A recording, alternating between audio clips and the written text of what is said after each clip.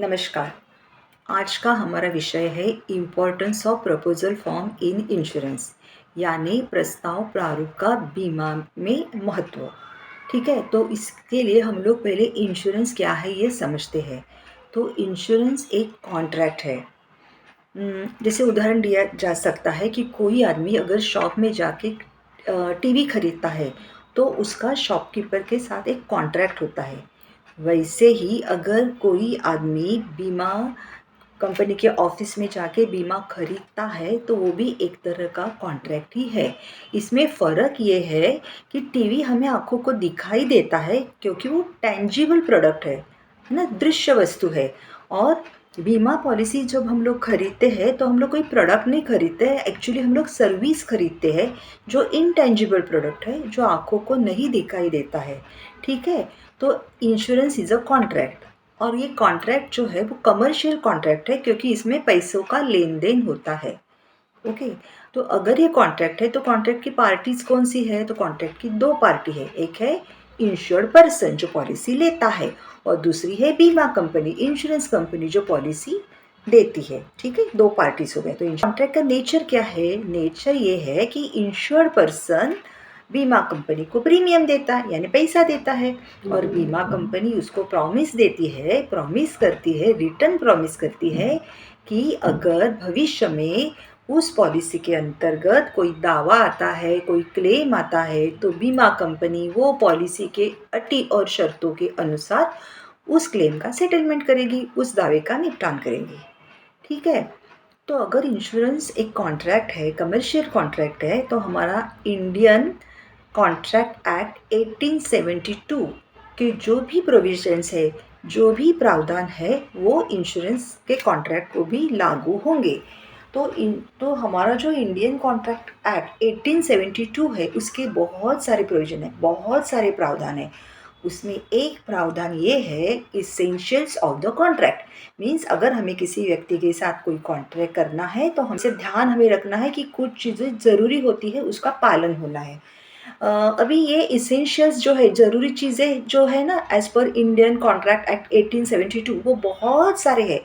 उसमें एक मैं आपको एक दो उदाहरण देती हूँ। जैसे पार्टीज टू द कॉन्ट्रैक्ट जो करती है वो पार्टी है ना, वो मेजर होनी चाहिए। मीन्स वो नाबालिग नहीं होनी चाहिए, वो मेजर होनी चाहिए, वो उनका एज है ना 18 एंड अबव होना चाहिए।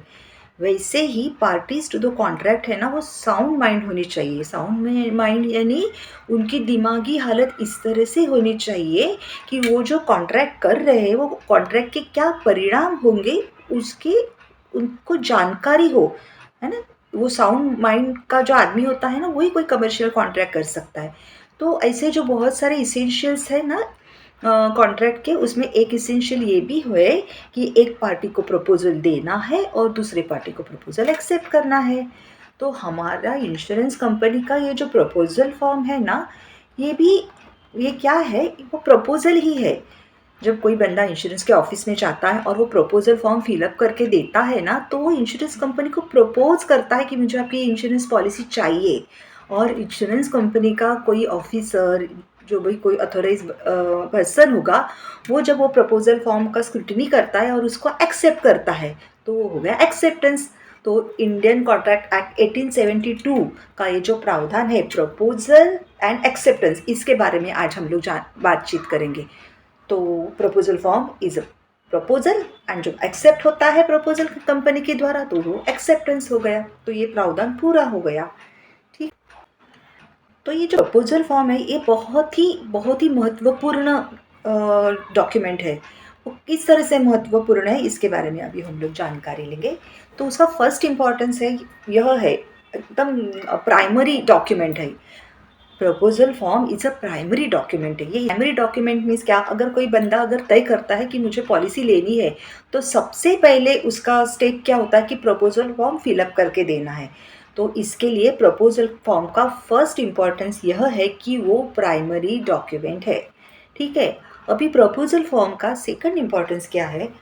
तो प्रपोजल फॉर्म का सेकंड इम्पॉर्टेंस यह है कि वो बेसिस ऑफ द कॉन्ट्रैक्ट है।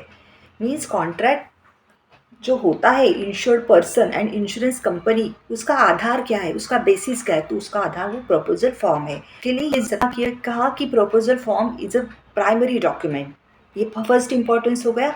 दूसरा इंपॉर्टेंस यह है कि वो बेसिक डॉक्यूमेंट है, उसके ऊपर, उसके आधार के ऊपर ही इंश्योरेंस का कॉन्ट्रैक्ट होता है। इसके लिए उसमें जो भी जानकारी दी गई है वो ट्रू हो, करेक्ट हो एंड कंप्लीट हो।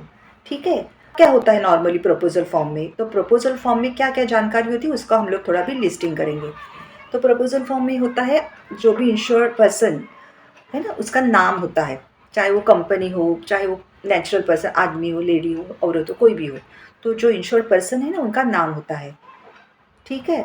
दूसरा उसमें क्या होता है, वो इंश्योर्ड पर्सन का डेट ऑफ बर्थ होता है, उसका एड्रेस होता है, उसका ईमेल आईडी होता है, उसका मोबाइल नंबर होता है। ये सब चीज़ें इंश्योरेंस कंपनी को कम्युनिकेशन करने के लिए ज़रूरी होती है।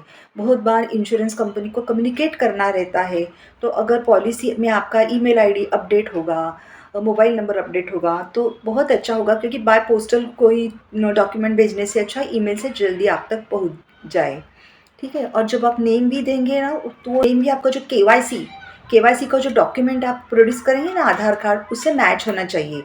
और बैंक में भी जो आपका नेम है उससे भी मैच होना चाहिए। जो प्रपोजल फॉर्म में आप नाम देते हैं, उससे क्या होता है कि क्लेम के वक्त आपको तकलीफ नहीं होगी, एकदम आसानी रहती है। फिर नाम हो गया, एड्रेस हो गया, इंश्योर्ड पर्सन का नाम, address, mobile number, email ID. Then nomination details, अगर वो इंश्योर जो पर्सन है उसका डेथ हो जाता है, मृत्यु हो जाती है, तो उसके बाद इंश्योरेंस पॉलिसी का पैसा किसको मिलना चाहिए, वो नॉमिनी के डिटेल्स, एज, केवाईसी डॉक्यूमेंट, नाम वगैरह सब उसमें रहता है। ठीक है। प्रपोजल फॉर्म में देना रहता है हमें। Then subject matter of the insurance क्या है उसके बारे में जानकारी होती है। सपोज़ अगर हेल्थ इंश्योरेंस होगा तो आपको पहले कोई डिसीज़ तो नहीं है ना, प्री एग्जिस्टिंग डिसीज़ कोई नहीं है ना, या अभी आपको किसी सिम्टम्स तो नहीं है, किसी बीमारी के लक्षण तो आप में नहीं है ना, या नियर पास्ट में आपने कोई ट्रीटमेंट तो नहीं लिया है ना, या आप हॉस्पिटलाइज नहीं हुए हैं ना, ये सब चीज़ें हेल्थ पॉलिसी में होती है, क्योंकि our health is subject matter of health policy. तो अगर बर्गलरी पॉलिसी होगी, अगर लेना है, तो बर्गलरी पॉलिसी का सब्जेक्ट मैटर क्या है, प्रॉपर्टी जो वैल्यूएबल है ना, तो वैल्यूएबल के बारे में जानकारी प्रपोजल फॉर्म में पूछते हैं कि वैल्यूएबल का वैल्यू क्या है, उसका नेचर क्या है, और वो वैल्यूएबल सिक्योर करने के लिए, सुरक्षित रखने के लिए क्या क्या कदम उठाए गए हैं। जैसे सीसीटीवी कैमरा है क्या, सिक्योरिटी है क्या, प्रीमाइसेस के लिए सिक्योरिटी है तो 24 आवर्स है क्या, ये सब चीज़ें होती है। प्रपोजल फॉर्म में क्या क्या होता है, नाम होता है इंश्योर्ड पर्सन का, उसका एड्रेस होता है, ईमेल आईडी होता है, मोबाइल होता है, नॉमिनेशन के डिटेल्स होते हैं, सब्जेक्ट मैटर के बारे में जानकारी होती है, और लास्ट में एक डिक्लेरेशन होता है कि बाबा मैंने ये जो भी जानकारी दी है ना, वो एज पर माई नॉलेज सही है और कंप्लीट है, मीन्स उसने कुछ छुपाया नहीं है, पूरी जानकारी दी है, इस तरह का वो एक डिक्लेरेशन होता है। और सबसे बाद में उसकी, सबसे लास्ट में वो जो इंश्योर्ड पर्सन होता है उसकी साइन होती है और डेट भी होती है। एक्चुअली तब तक वो प्रॉस्पेक्टिव इंश्योर्ड रहता है, और पॉलिसी लेने के बाद ही वो इंश्योर्ड हो जाता है, तब तक वो प्रॉस्पेक्टिव इंश्योर्ड होता है। ओके। तो अभी ये तो इतना सिंपल है ना, इसमें क्या इतना बड़ा वीडियो बनाने का, सिंपल चीज़ है ना। तो फिर इतनी क्या दिक्कत आती है कि प्रपोजल फॉर्म को लेके बाद में बहुत सारी परेशानियाँ उठानी पड़ती है, अगर वो सही ढंग से नहीं भरा हुआ होता है तो हमारा ऐसा ऑब्जर्वेशन है कि ये इतना प्राइमरी डॉक्यूमेंट, इतना बेसिक डॉक्यूमेंट में बहुत सारी लैक्यूनास होते हैं, जिसकी वजह से भविष्य में प्रॉब्लम हो सकता है। क्या क्या लैक्यूनास होते हैं, तो नंबर 1 कि वो जो फॉर्म है ना, वो बहुत सारी बार ना एजेंट फिलअप करते हैं, क्योंकि क्लाइंट को तो टाइम नहीं रहता है, तो एजेंट फिलअप करता है। ठीक है। और उसने क्या फ़िलअप किया है, वो प्रॉस्पेक्टिव इंश्योर शायद चेक, कभी-कभी चेक भी नहीं करता है, वो सही बोलता है कि मैंने एजेंट को बता दिया है, वो एजेंट सही तरह से भरेगा। ठीक है। और उस तरह से वो एजेंट या कोई और बंदा, उसके ऑफ़िस का कोई बंदा, मीन्स एजेंट के ऑफ़िस का नहीं, इंश्योर्ड पर्सन भी अगर वर्किंग है तो उसके ऑफ़िस का कोई बंदा, उसका कोई स्टाफ वो भरता है। इंश्योर्ड पर्सन वो पढ़ता नहीं है, वो चेक नहीं करता है। और कभी-कभी क्या होता है प्रपोज़ल फॉर्म में जो आंसर्स होते हैं ना वो वेग होते हैं, संदिग्ध होते हैं और वो कभी-कभी आंसर्स है ना कंप्लीट भी नहीं होते, इवन एड्रेस भी कंप्लीट नहीं होता है। और कभी-कभी क्या होता है मालूम है प्रपोज़ल फॉर्म में ब्लैंक ही रख देते हैं या डैश सीधा डैश चलो आगे चलो ऐसा। और साइन नहीं रहता है, बहुत बार साइन नहीं रहता है। अगर नेचुरल पर्सन है मीन्स जैसा एक कोई भी औरत या लेडी कोई भी ऐसा नेचुरल पर्सन है ना तो उनका साइन नहीं रहता है। अगर किसी कंपनी को अगर इंश्योरेंस पॉलिसी लेनी है तो उसका प्रपोज़ल फॉर्म कौन साइन करेगा? ऑफ़िसर करेगा, उसका ऑथराइज़्ड पर्सन करेगा। तो ऑथराइज़्ड पर्सन साइन तो करता है, लेकिन उसका नाम ही नहीं लिखा रहता है उसमें। तो क्या है कंपनी का जो ऑफिस है उसका भी ट्रांसफ़र हो सकता है, रिटायर्ड हो सकता है, कुछ भी हो सकता है। तो जो बंदा साइन करता है उसका नाम होना चाहिए और कंपनी का सील होना चाहिए। जैसे नेचुरल पर्सन साइन करता है ना, वैसे कंपनी का ऑथराइज़्ड पर्सन जब साइन करता है तो उसके नीचे नाम होना चाहिए और उसका सील होना चाहिए क्योंकि company is an artificial person, तो company is an artificial person तो उसका सिग्नेचर क्या होता है? उसका सील होता है, तो सील होना ज़रूरी होता है। लेकिन बहुत बार वो कंपनी का ऑथराइज़्ड पर्सन साइन तो करता है, जिसको इंश्योरेंस लेना है वो कंपनी, हाँ, जिसको इंश्योरेंस लेना है वो कंपनी का ऑथराइज़्ड पर्सन साइन करता है, लेकिन उसमें ना उसका नाम नहीं रहता है और सील भी नहीं रहता है। तो ये कुछ-कुछ मैंने आपको ऑब्ज़र्वेशंस बताए हैं जैसे कि फॉर्म खुद insured person prospective insured person नहीं फ़िल अप करता है, एजेंट या कोई और बंदा फ़िल अप करता है और प्रॉस्पेक्टिव इंश्योर्ड पर्सन वो चेक नहीं करता है।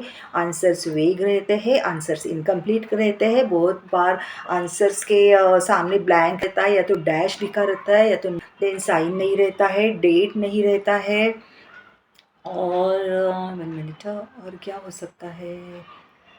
और ठीक है, अभी तो इतना ही मुझे जितना याद आ रहा है, तो इतना ही है। दिस लिस्ट इज़ नॉट एग्ज़ॉस्टिव परिपूर्ण नहीं है, ऐसे कुछ-कुछ और भी हो सकते हैं, लेकिन इतना तो होता ही है। फिर अगर ये सब चीज़ें होती है, ये सब ऑब्ज़र्वेशन जो मैंने आपको बताए, इनकी वजह से क्या-क्या कठिनाई होती है भविष्य में जाके। ये प्रपोज़ल फॉर्म अगर ढंग से नहीं भरा हुआ तो है ना, तो क्या-क्या कठिनाई होती है। तो उसमें पहला एक ये होता है कि अगर इन्फॉर्मेशन इनकरेक्ट है या इनकम्प्लीट है या सत्य के ऊपर आधारित नहीं है, सही नहीं है, परिपूर्ण नहीं है, तो उसको मिसरिप्रेज़ेंटेशन माना जाता है ना? मिसरिप्रेज़ेंटेशन माना जाता है और वो मिसरिप्रेज़ेंटेशन इसके लिए भी हो सकता है कि अनड्यू एडवांटेज ले मीन्स इंश्योर्ड जो प्रॉस्पेक्टिव इंश्योर है वो गलत तरीके से जानकारी को प्रस्तुत करता है ताकि वो ऐसा लाभ उठाए जिसका वो हकदार नहीं है ना? तो टू टेक अनड्यू एडवांटेज ही misrepresent the situation, misrepresent the fact ऐसा मान लिया जाता है। दूसरा एक तो मिसरिप्रेजेंटेशन ऑफ द फैक्ट और दूसरा कंसीलमेंट ऑफ द फैक्ट। अगर आपने पूरी जानकारी नहीं दी तो ऐसा माना जाता है कि जानकारी जानबूझकर छुपाई भी गई हो। ज़रूरी नहीं है कि जानबूझकर, लेकिन छुपाई भी गई हो, ऐसे ही कुछ अनड्यू एडवांटेज लेने के लिए। फॉर एग्ज़ाम्पल अगर आपके एक हेल्थ पॉलिसी में लेते वक़्त डेट ऑफ बर्थ बहुत डिफरेंट लिखी गई है कि जिससे आपका एज 15-20 साल से कम हुआ है ऐसा दिखता है, तो इसका मतलब है कि प्रीमियम कम आने के लिए जानबूझकर गलत डेट ऑफ बर्थ बताई गई है। ऐसा कोई भी बंदा उसे इंटरप्रेट कर सकता है ना? या तो हज़ार्डस गुड में अगर कोई बिज़नेस कर रहा है और फायर पॉलिसी लेते वक़्त वो लिखता है नॉन हज़ार्डस गुड, तो गलती से लिखा हो, जानबूझ के लिखा हो वो बात अलग है, लेकिन इससे ऐसा माना जा सकता है कि ये रिप्रेजेंटेशन ऑफ द फैक्ट है या कंसीलमेंट ऑफ द फैक्ट है टू टेक अनड्यू एडवांटेज। तो फिर इससे अल्टीमेट रिजल्ट क्या होता है? ऑब्जर्वेशंस देखे हम लोगों ने फॉर्म फॉर्म में क्या गलत-गलत चीज़ें रहती है और उसके हम लोगों ने अभी क्या देखे कि अ, उसकी वजह से क्या-क्या डिफ़िकल्टीज़ आती है। तो अभी उसके अल्टीमेट रिज़ल्ट क्या होते हैं? तो रिज़ल्ट ये होता है कि अगर फॉर्म में लिखी हुई जानकारी सही नहीं है, पूरी नहीं है या सत्य पे आधारित नहीं है ना? तो इंश्योरेंस कंपनी का जो अंडरराइटर है, अंडरराइटर मीन्स जो ऑफिसर वो एक्सेप्ट करता है ना प्रपोज़ल फॉर्म, वो ये निर्णय नहीं ले सकता है सही तरीके से कि पॉलिसी देनी है, नहीं देनी है, अगर देनी है तो स्टैंडर्ड पॉलिसी देनी है क्या? और स्टैंडर्ड प्रीमियम चार्ज करना है क्या, है ना। और पॉलिसी लेते वक्त अगर अंडरराइटर को लगा कि ज़्यादा रिस्क है तो ऐसे में अंडरराइटर पॉलिसी पे ज़्यादा प्रीमियम लेता है, लोडिंग लगाता है या पॉलिसी में सब कंडीशन डालता है। तो ये जो सब डिसीजन के लिए ज़रूरी है कि प्रपोजल फॉर्म में जो भी जानकारी वो सही हो और पूरी हो। अगर वो जानकारी सही नहीं और पूरी नहीं तो अंडरराइटर ये डिसीजन नहीं ले पाता है, सही नहीं ले पाता है। वो तो भविष्य में ही पता चलता है क्या है, पॉलिसी लेते वक्त तो उसको कुछ पता नहीं रहता है, ठीक है। फिर अगर बाद में भविष्य में पता चल गया कि प्रपोजल फॉर्म में दी गई जानकारी गलत है, पूरी नहीं है, there is misrepresentation, there is concealment of the fact, छुपाया गया है फैक्ट को, तो फिर क्या होता है भविष्य में अगर पता चलता है तो वो पॉलिसी बीमा कंपनी का अधिकार है कि बीमा कंपनी वो पॉलिसी को वॉइड एब इनिशियो समझती है। मीन्स वो शुरुआती से ही उसको कैंसिल करती है, जब से पॉलिसी की शुरुआत हुई है ना तभी से उसको पॉलिसी को वो बीमा कंपनी कैंसिल कर सकती है, बीमा कंपनी का अधिकार है। दूसरा, बीमा कंपनी ये भी बोल सकती है अगर पता चलता है बाद में भविष्य में कि प्रपोजल फॉर्म में दी गई जानकारी गलत है, पूरी नहीं है, कुछ फ्रॉडुलेंट है, तो बीमा कंपनी एक तो पॉलिसी कैंसिल भी कर सकती है, या रिन्यूअल को पॉलिसी आती है तो बीमा कंपनी रिन्यूअल को डिनाई कर सकती है, नकार सकती है कि हम लोग इसको रिन्यू नहीं करेंगे। या तो बीमा कंपनी अगर उस पॉलिसी के ऊपर क्लेम आता है ना तो क्लेम को भी रिजेक्ट कर सकती है, बोल सकती है कि हम लोग ये क्लेम नहीं देंगे क्योंकि प्रपोजल फॉर्म में हमें पूरी जानकारी नहीं दी है, गलत जानकारी दी है, झूठी जानकारी दी है।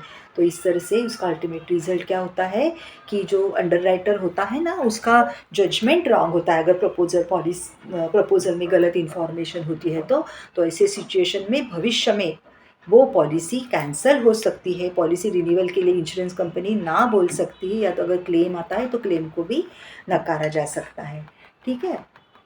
तो भविष्य में जो ये इंश्योरेंस कंपनी डिसीजन लेती है ना पॉलिसी कैंसिल करनी है या पॉलिसी रिन्यू नहीं करनी है या क्लेम ही नहीं देना है, तो वो डिसीजन किस चीज़ों के ऊपर आधारित रहता है, ऐसे ही नहीं लेते हैं ना ये डिसीजंस, कोई लॉजिक रहता है उसके ऊपर। तो ये जो कंपनी का जो डिसीजन होता है ना या पॉलिसी कैंसिल करनी है या रिन्यू ही नहीं करनी है या तो क्लेम ही नहीं देना है, उसके जो बेसिस है उसके बारे में अभी हम लोग थोड़ा डिस्कस करेंगे। तो पहला तो बेसिस है intention of the proposer in giving और omitting to give such information.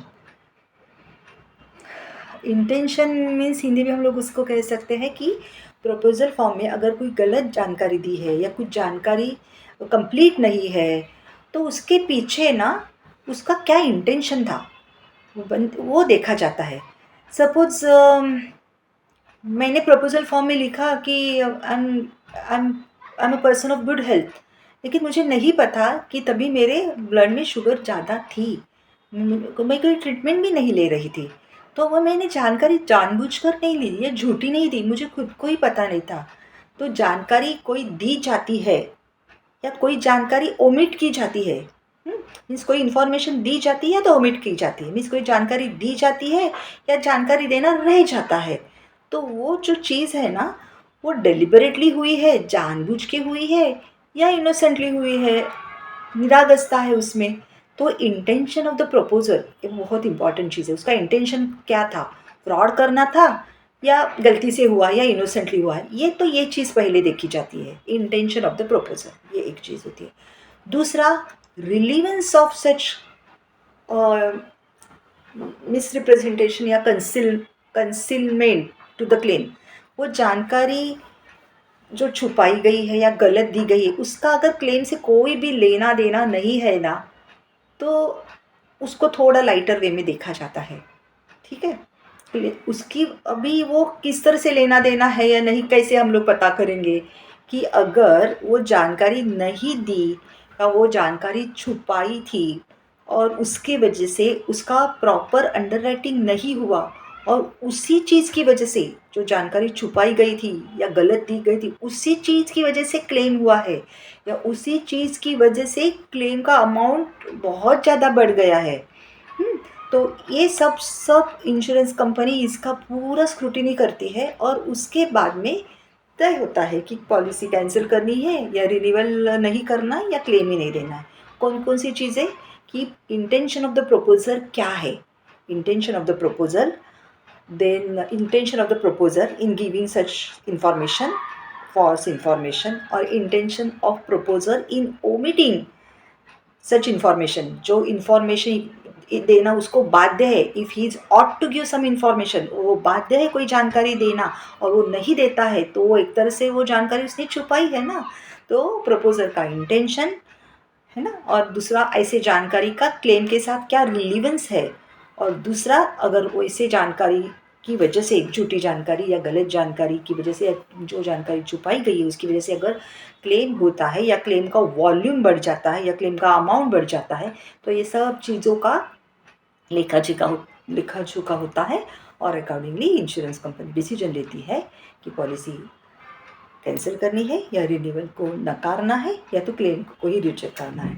ठीक है, फिर क्या होता है ऐसे सिचुएशन में ना, अगर क्लेम एक्सेप्ट हो गया या पॉलिसी रिन्यू हो गई तो बंदा खुश होता है, तो ग्रीवेंस नहीं हो जाता है।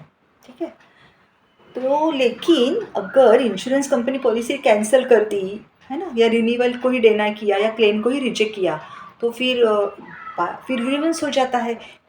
फिर वो इंश्योर्ड पर्सन ग्रीवेंस डिपार्टमेंट को लिखता है, ग्रीवेंस डिपार्टमेंट से भी अगर को ग्रीवेंस सेटल नहीं हो पाया, ग्रीवेंस डिपार्टमेंट ने भी वापस स्क्रूटिनी की और बोले कि नहीं नहीं नहीं, हमारा इंश्योरेंस कंपनी ने, हमारी कंपनी ने जो भी डिसीजन दिया है ना वो सही है, तो फिर वो बंदा आगे आगे जाता है, कभी ओम्बड्समैन में जाता है, कभी कोर्ट में जाता है। ठीक है ना, तो कोर्ट में जाता है ना, तो ऐसे सिचुएशन में कोर्ट क्या करती है, प्रपोजल फॉर्म मंगाती है। बहुत सारी चीज़ें मंगाते हैं court, not only proposal form, endorsement, बहुत सारी चीज़ें मंगाती है, लेकिन हम लोग प्रपोजल फॉर्म के बारे में बात करें तो उसके बारे में बात करेंगे अभी।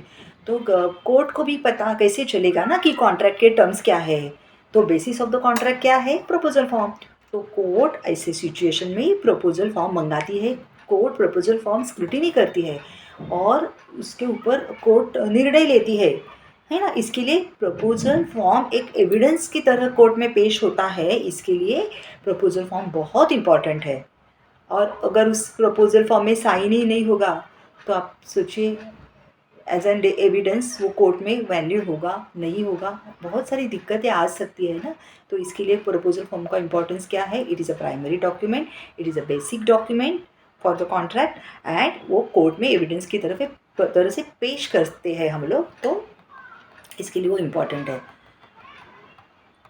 और जनरल इंश्योरेंस के बारे में हम लोग हमेशा बात करते हैं, तो जनरल इंश्योरेंस के पॉलिसी जो होती है ना वो एनुअल कॉन्ट्रैक्ट रहते हैं। ठीक है, तो एनुअल कॉन्ट्रैक्ट में आइडियली क्या होना चाहिए कि हर साल इंश्योरेंस कंपनी को प्रपोजल फॉर्म भर के लेना चाहिए, लेकिन ऐसा नहीं होता है, ऐसा नहीं होता है। नॉर्मली शुरुआत में at the Inception of the policy, शुरुआत में मीन्स हम लोग जो पहली बार पॉलिसी लेते हैं ना, तभी proposal form insurance company insured person से भरवा के लेती है और उसके बाद वही पॉलिसी रिन्यू होती जाती है। बेसिस ऑफ द कॉन्ट्रैक्ट वही प्रपोजल फॉर्म होता है। ठीक है, शुरुआत में ही प्रपोजल फॉर्म भर के लेते हैं, हर साल प्रपोजल फॉर्म भर के नहीं लेते हैं। हाँ, अभी हेल्थ इंश्योरेंस में अगर सम इंश्योर्ड इंक्रीज़ करना है आपको तो इंश्योरेंस कंपनी प्रपोजल फॉर्म भर के लेती है, ये एक उदाहरण है। या प्रॉपर्टी में सम इंश्योर्ड इंक्रीज़ करना है, लेकिन ये प्रपोजल फॉर्म अपनी तरफ से इंश्योरेंस कंपनी हर साल आपसे नहीं मांगती है। ये एज्यूम किया जाता है कि subject matter of the risk वैसे ही है जैसे इंश्योरेंस की शुरुआत में होता है, और उस सब्जेक्ट मैटर में अगर कुछ चेंजेस हुए हैं तो इंश्योर्ड पर्सन की ये जिम्मेदारी है कि वो इंश्योरेंस कंपनी को बताए कि ये सब चेंजेस हुए हैं, है ना, तो ही इंश्योरेंस कंपनी फिर नया फॉर्म भरवा के लेती है। इसके लिए वो अटमोस्ट गुड फेथ का वीडियो देखना बहुत ज़रूरी है कि insurance contract utmost good faith पे आधारित रहता है, क्योंकि जो इंश्योर्ड पर्सन है ना उसके ज़िंदगी में जो जो चीज़ें होती है, उसके प्रॉपर्टी से रिलेटेड जो जो चीज़ें होती है वो इंश्योरेंस कंपनी को नहीं पता होता है जब तक वो नहीं बताते हैं। इसके लिए जनरल इंश्योरेंस पॉलिसी जो एनुअल पॉलिसी होती है तो भी इंश्योरेंस फॉर्म तो भी प्रपोजल फॉर्म सिर्फ शुरू में भर के लिया जाता है, हर साल नहीं भर के लिया जाता है। हाँ, अगर कोई सब्जेक्ट मैटर में चेंज होता है तो it is a responsibility of the insured person, उसकी वो जिम्मेदारी है कि वो अपने इंश्योरेंस कंपनी को बताए कि ये सब्जेक्ट मैटर में चेंजेस हुए हैं या मुझे ये सब इंश्योर इंक्रीज़ करनी है। ठीक है, अभी इसका उदाहरण अगर हम लोग लेंगे सपोज़, तो सपोज़ मोटर इंश्योरेंस आपने लिया है। ठीक है? मोटर इंश्योरेंस लिया है, फिर आपको बहुत सारे लोग क्या करते हैं, मैंने गाड़ी ले ली, फिर कोई एस्ट्रोलॉजर बोला, अरे बाप रे! आपने तो रेड गाड़ी ले ली, आपका तो मंगल बड़ा ये है, परेशान ही करने वाला है उसके आप, तो चेंज कर दिया, रेड का ग्रीन कर दिया। तो इंश्योरेंस कंपनी को पता नहीं है, तो आपको बताना पड़ेगा, आपको राइटिंग में आरटीओ को भी, इंश्योरेंस कंपनी को, है ना? या कोई फ्यूल सिस्टम गाड़ी का आपने चेंज किया, सीएनजी का सिलेंडर लगवाया है, तो इंश्योरेंस कंपनी को आपको बताना पड़ेगा, आरटीओ को बताना पड़ेगा, है ना? तो जनरल इंश्योरेंस कंपनी की जो भी पॉलिसी खरीदते हैं ना, उनको ये याद रखना है कि पॉलिसी लेते वक्त जो प्रपोजल फॉर्म हम लोगों ने भरा है, ठीक है, और वो प्रपोजल फॉर्म में जो सब्जेक्ट मैटर का हम लोगों ने वर्णन किया है, अगर उससे कुछ अलग वो सब्जेक्ट मैटर के साथ होता है, तो उसको तुरंत इंश्योरेंस कंपनी को उसके बारे में लिखित रूप में लिखना है, ठीक है? तो उस वक्त अगर सम इंश्योर चेंज करनी है, बढ़ानी है, या सब्जेक्ट मैटर में कुछ चेंज हुआ है, तो इंश्योरेंस कंपनी वापस एक बार प्रपोजल फॉर्म भर के लेती है, ठीक है? मैंने अभी प्रपोजल फॉर्म में क्या क्या होता है ये देखा, ठीक है? Name, address, mobile number, nomination details, subject matter की details, etcetera etcetera. Proposal form का इम्पोर्टेंस क्या होता है वो देखा है, primary document, basis of the contract, evidence in the court हो सकता है भविष्य में ज़रूरी पड़ा तो, ये देखा है। उसमें क्या क्या डिफ़िकल्टीज़ होती वो देखा है, क्या क्या होती है, वेग आंसर्स होते हैं, इनकम्प्लीट आंसर्स होते हैं, डैश ही लिखा रहता है, साइन ही नहीं की होती है, कोई और बंदा भरता है, इंश्योर पर्सन वो चेक भी नहीं करता है कि बराबर भरा हुआ है या नहीं हुआ है, ठीक है? तो फिर ऐसी सिचुएशन में सोल्यूशन क्या कर सकते हैं हम लोग कि प्रपोजल फॉर्म भरते हुए कोई दिक्कत नहीं होनी चाहिए और उसकी वजह से भविष्य में दिक्कत नहीं होनी चाहिए, तो उसके लिए सोल्यूशन क्या क्या है? तो सबसे पहले, as far as possible, prospective insured person को प्रपोजल फॉर्म खुद भरना है। ऐसा नहीं कि एजेंट ने भरा या और किसी ने भरा, नहीं, जितना हो आप अपना प्रपोजल फॉर्म खुद भरिए, ये पहली चीज़। हाँ, अगर किसी कारणवश कोई दूसरा बंदा आपके लिए प्रपोजल फॉर्म भरता है, तो वो आप अच्छी तरह से चेक करना है कि उसमें दी गई जानकारी सही है ना, परिपूर्ण है ना, सत्य के ऊपर आधारित है ना, ट्रू, कंप्लीट एंड करेक्ट है ना, ये दूसरा। तीसरा, जो प्रपोजल फॉर्म में जो क्वेश्चंस रहते हैं ना, वेरी स्पेसिफिक रहते हैं, एकदम सटीक रहते हैं, तो पहले वो क्वेश्चंस को पूरी तरह से समझना और समझ के ही उसका आंसर करना, ठीक है? देन उसको साइन करना। अगर नेचुरल पर्सन इंश्योरेंस कंपनी से पॉलिसी लेना चाहता है, कोई भी नेचुरल पर्सन मीन्स कोई औरत या आदमी कोई भी, तो उसको उस प्रपोजल फॉर्म को साइन करना है। अगर कोई कंपनी पार्टनरशिप, कोई फर्म ऐसा, उसको अगर पॉलिसी लेनी है, कोई इंश्योरेंस पॉलिसी, तो वो जो प्रपोजल फॉर्म है ना, तो कंपनी, तो वो पार्टनरशिप फर्म का कोई ऑथराइज बंदा साइन करेगा, तो उसका वो नाम नीचे होना चाहिए और सील भी होना चाहिए उसका, ऑर्गेनाइजेशन का, ठीक है? और एक बार आपने इंश्योर्ड पर्सन, जो प्रोस्पेक्टिव इंश्योर्ड पर्सन है, उसने इंश्योरेंस कंपनी के ऑफिसर को फॉर्म दिया, फिर ऑफिसर वो चेक करता है, स्क्रूटिनी करता है, उसको अगर कुछ ज़्यादा जानकारी चाहिए रहती है तो वो ज़्यादा जानकारी भी उससे मांगता है और फिर वो एक्सेप्ट करता है, ठीक है? फिर इंश्योर्ड पर्सन को कहना चाहिए उसको कि मैडम या सर जो भी हो, आपने मेरा प्रपोजल फॉर्म एक्सेप्ट किया है, तो प्लीज़ आप मुझे उसकी एक कॉपी देंगे क्या? इसका ये महत्व है कि अगर भविष्य में कोई ग्रीवेंस आया, कोई क्लेम आया, और क्लेम में अगर ये ग्रीवेंस आता है कि इंश्योर्ड पर्सन बोलता है कि नहीं नहीं, मैंने तो ये फैक्ट डिस्क्लोज़ किया था, और इंश्योरेंस कंपनी बोलती है नहीं नहीं, आपने ये फैक्ट डिस्क्लोज़ नहीं किया था, तो ऐसे सिचुएशन में क्या हुआ था, फैक्ट डिस्क्लोज़ हुआ था या नहीं हुआ था, ये कैसे हम लोग उसका जानकारी लेंगे? तो प्रपोजल फॉर्म से। लेकिन इंश्योरेंस कंपनी में हो सकता है, ऐसा नहीं कि नहीं हो सकता, हो भी सकता है, ह्यूमन एरर है, या हो सकता है कि उनके पास वो प्रपोजल फॉर्म उस वक्त अवेलेबल ही न होगा। प्रपोजल फॉर्म तो वो रहेंगे, रिकॉर्ड तो रखते ही है, लेकिन तुरंत अवेलेबल नहीं हो।